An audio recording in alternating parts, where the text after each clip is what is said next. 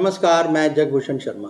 इससे पहले वीडियो में भी हमने एक ही विषय पर लिखे दो विद्वानों के लेखों का जिक्र किया था और वो विषय था नेशनलिज्म पर, और इनका परिचय हम आपको दे चुके हैं।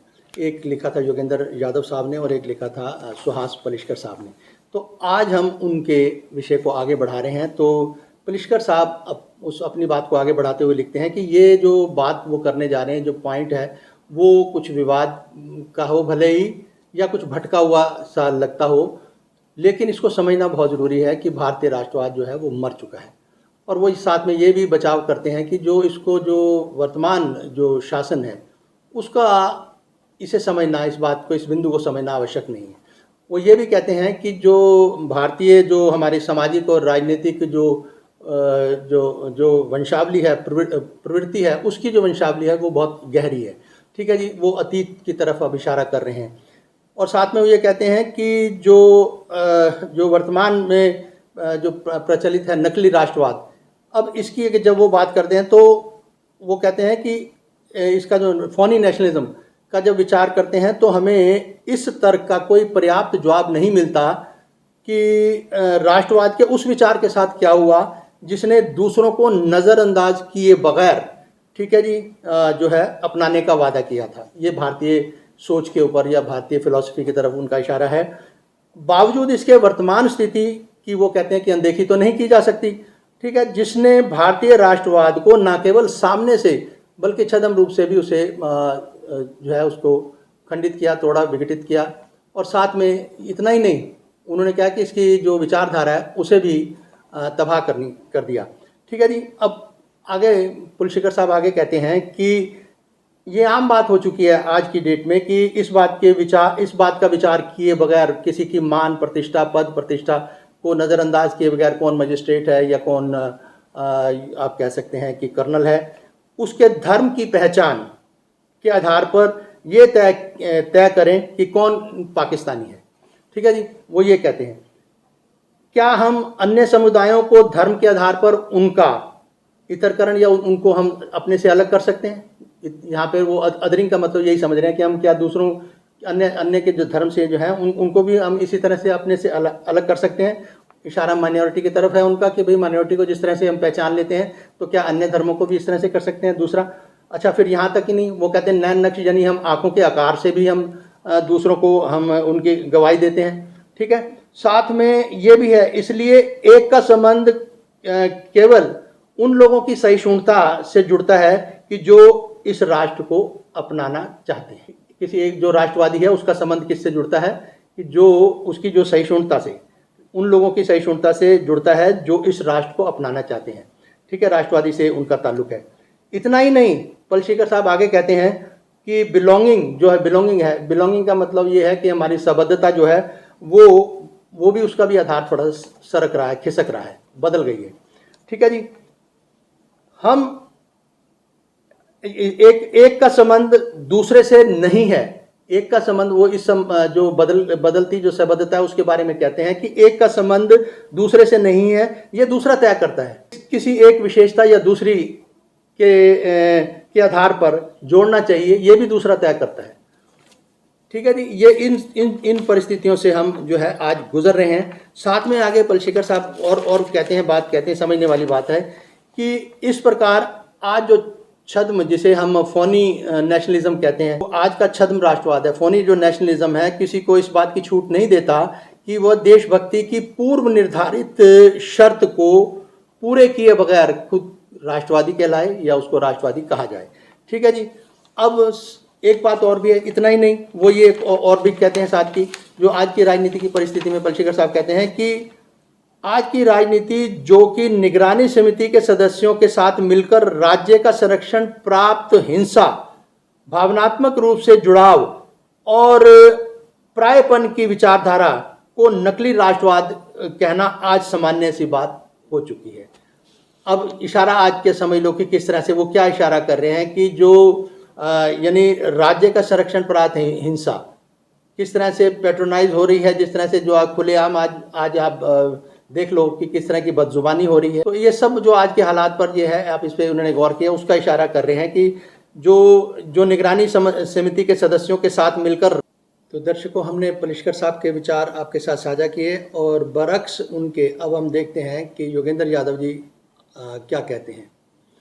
उनका कहना ये है कि हमारा जो देश है, जो विधि नियम वाले इस राष्ट्र के अंदर हमें संविधान द्वारा जो प्रदत्त नागरिकों के अधिकार हैं और जो अभिव्यक्ति की स्वतंत्रता है, वो कहीं ना कहीं बार से लेकर और बेंच तक वो सुस्पष्ट रूप से कहीं ना कहीं लुप्त होती दिखाई दे रही है। तो उसके लिए उन्होंने एक अली खान महमूदाबाद का जो अशोका यूनिवर्सिटी के प्रोफेसर से उनका एक उदाहरण लिया है कि उन्होंने कहा है कि अदालत में केस गया तो वकील साहब, जो काबिल वकील साहब हैं, उन्होंने शायद अदालत की कोई मानसिकता, जो एक मानसिकता है या उनके साइकोलॉजी कह लो या जो भी, वो उन्होंने वो पढ़ ली संभवतः, ये वो लिख रहे हैं और उन्हें लगता है कि भाई चलो ये संक्षिप्त सा एक मामला है, इसे उठा लिया जाए।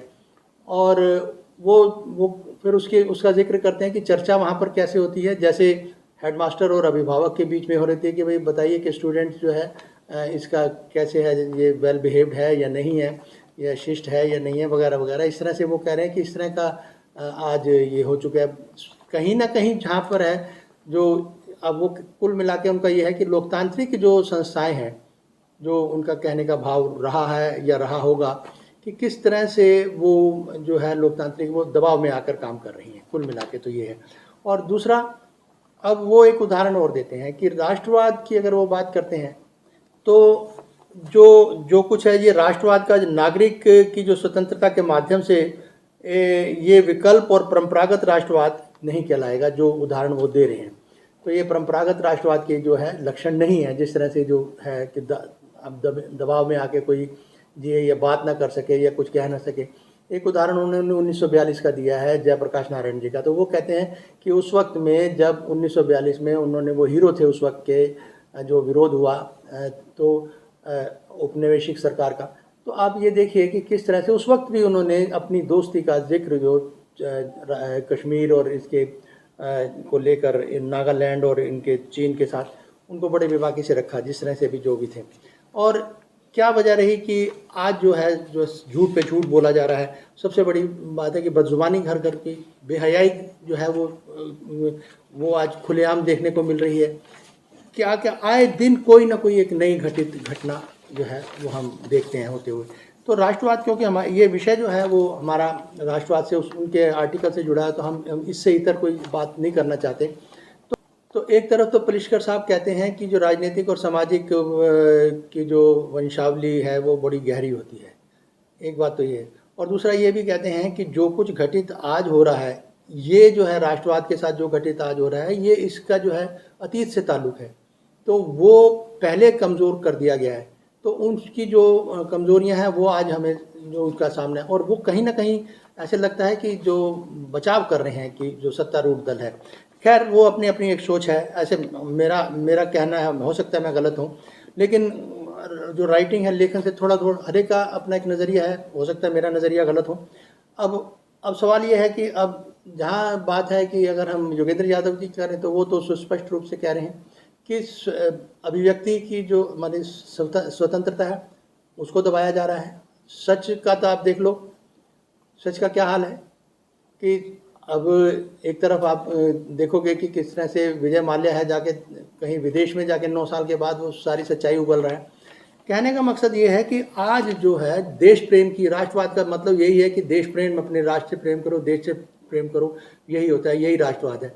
और आप इसको कितना पीछे लेके जाओगे, अगर मैं पलिश्कर साहब के उनकी बात करूं तो कितना पीछे हमें जाना चाहिए, महाभारत में तो जा नहीं सकते, क्योंकि अगर नेशन और स्टेट का अगर हम इतिहास देखते हैं तो ये 18वीं 17वीं शताब्दी के आसपास ये शुरू हुआ। इस पर हम बात करेंगे, क्योंकि an introduction to political theory हमारे पास है, ओपी गाबा साहब की किताब, इसे लेकर हम बात करेंगे। लेकिन इसकी कुछ झलक जो है वो हम इस वीडियो में ज़रूर कहना चाहेंगे कि व्हाट नेशनलिज्म डिनोट्स, ये क्या दर्शाता है, इसको हम समझने के। नेशन स्टेट कैसे हुआ, इसका ओरिजिन कहाँ से हुआ, तो ये हम मोटे तौर पे कुछ ये आज के इस वीडियो में हम दर्शाएंगे। Let us understand what nationalism denotes. Nationalism denotes a sentiment as well as an ideology.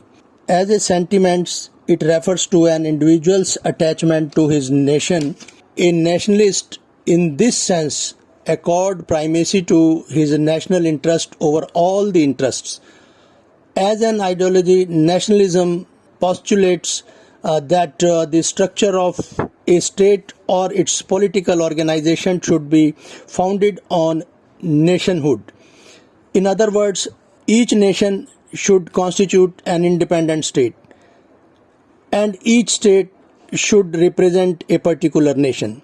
The people who identify themselves as a natural community and claims to be the member of a nation must live under the political system of their own choice. They should enjoy an equal status with other nations in the world community, and no nation should be kept under the domination or supremacy of any order, and no nation should be kept under the domination or supremacy of any other nation. तो अगर हम मोटे तौर पे इसको हिंदी में अगर समझना चाहें तो नेशनलिज्म जो राष्ट्रवाद है वो दर्शाता है कि एक तरफ तो सेंटिमेंट यानी भावनाओं को भी दर्शाता है और विचारधारा को भी, और साथ में कहना होगा कि जहाँ तक भावनाओं का संबंध है तो ये जो है प्रत्येक व्यक्ति जो इंडिविजुअल जो है वो राष्ट्र के साथ संबंधित है। ठीक है जी। और एक नेशनलिस्ट की बात अगर हम करें तो एक राष्ट्रवादी की बात करें तो उसके सामने सबसे जो पहला जो प्राथमिक जो एक उसकी प्राथमिकता है वो राष्ट्र के हित में है। उसके जितने अन्य हित है उनको वो दरकिनार करके सबसे पहले वो राष्ट्रहित की ही बात करता है एज एन आइडियोलॉजी। और जहाँ तक बात है कि विचारधारा की, तो नेशनलिज्म का जो राष्ट्रवाद है वो ये सिद्ध करता है कि जो पूरा जो स्ट्रक्चर है स्टेट का, जो कहे राज्य का जो पूरा ढांचा है, देश का जो पूरा ढांचा है, और इसका जो पॉलिटिकल ऑर्गेनाइजेशन है जिसे राजनीतिक संगठन कहते हैं, वो किस पे राष्ट्रीयता पर आधारित होना चाहिए। मोटी बात तो ये है। In other words, the each nation should constitute an independent state. प्रत्येक देश में अलग जो राज्य हैं उन्हें गठित करना चाहिए। And each state should represent a particular nation. और प्रत्येक राज्य को एक देश को प्रतिनिधित्व करना चाहिए, एक देश का प्रतिनिधित्व प्रत्येक राज्य को करना चाहिए।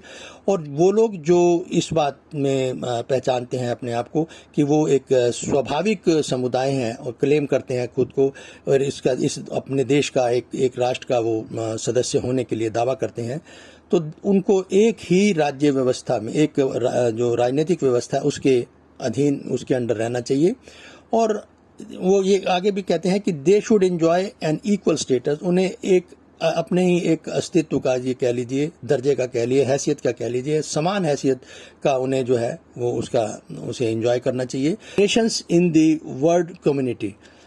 अब कहने का मतलब ये है कि जो ऐसा दावा करते हैं उन्हें एक समान दर्जे का, हैसियत का, जो विश्व के दूसरे जो देश हैं उनके साथ कह लीजिए, उन्हें इस तरह का व्यवहार करना चाहिए, इस तरह से रहना चाहिए।